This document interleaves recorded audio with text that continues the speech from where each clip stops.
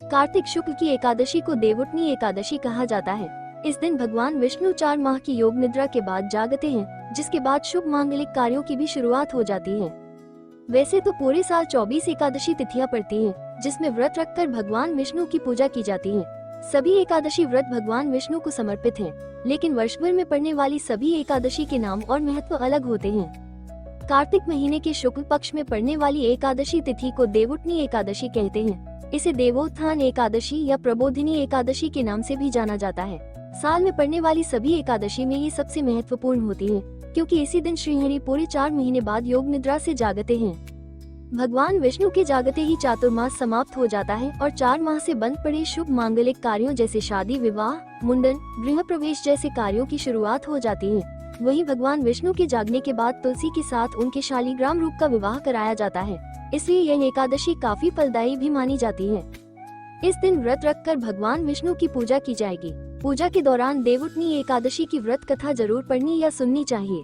इससे व्रत के महात्म्य का पता चलता है और व्रत पूजा का पूर्ण फल प्राप्त होता है। देवउठनी एकादशी से जुड़ी पौराणिक कथा के अनुसार एक नगर के राजा के राज्य में सभी लोग, राजा से प्रजा तक, विधि विधान से एकादशी की पूजा करते थे और व्रत रखते थे। इस राज्य में एकादशी के नियम का भी पूरी तरह से पालन किया जाता था और एकादशी के दिन पशु पक्षियों तक को अन्न नहीं दिया जाता था। एक बार नगर में एक व्यक्ति नौकरी की तलाश में आया। उसने राजा से नौकरी मांगी। राजा ने कहा, काम तो मिल जाएगा, लेकिन शर्त यह है कि तुम्हें यहाँ प्रतिदिन भोजन मिलेगा, लेकिन एकादशी के दिन अन्न नहीं दिया जाएगा।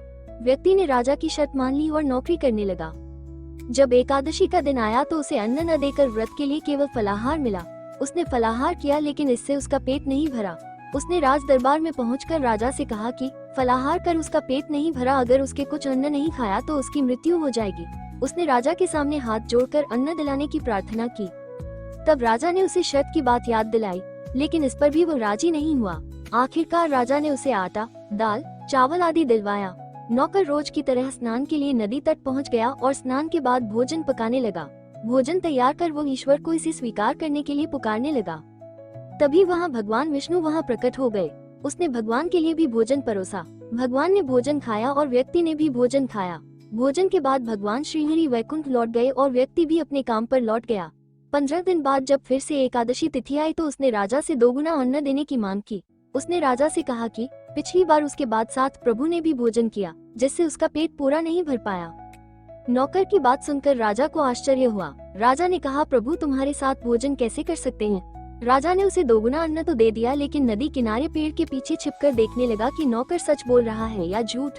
नौकर ने हमेशा की तरह पहले नदी में स्नान किया, फिर भोजन पकाया और फिर भोजन ग्रहण करने के लिए भगवान से प्रार्थना करने लगा। लेकिन इस बार भगवान नहीं आए। उसने भगवान से कई बार आने की प्रार्थना की, लेकिन जब भगवान नहीं आए तो उसने कहा कि प्रभु यदि आप नहीं आए तो मैं नदी में कूद जाऊंगा। इसके बावजूद भी भगवान वहां नहीं आए और आखिरकार वो नदी के पास जाकर छलांग लगाने लगा। तभी भगवान श्रीहरि ने आकर उसे रोक लिया और उसके साथ बैठकर भोजन किया और फिर बैकुंठ चले गए। राजा ये सब दृश्य देखकर हैरान रह गया। उसे इस बात का ज्ञान हो गया कि किसी भी व्रत के लिए व्यक्ति का मन पवित्र और आचरण शुद्ध होना चाहिए, तभी व्रत संपन्न होता है और उसका फल भी मिलता है। इसके बाद राजा भी पवित्र मन और श्रद्धाभाव से एकादशी का व्रत करने लगा। ऐसे व्रत और त्योहारों की कहानियां की जानकारी पाने के लिए हमारे चैनल को सब्सक्राइब जरूर करें।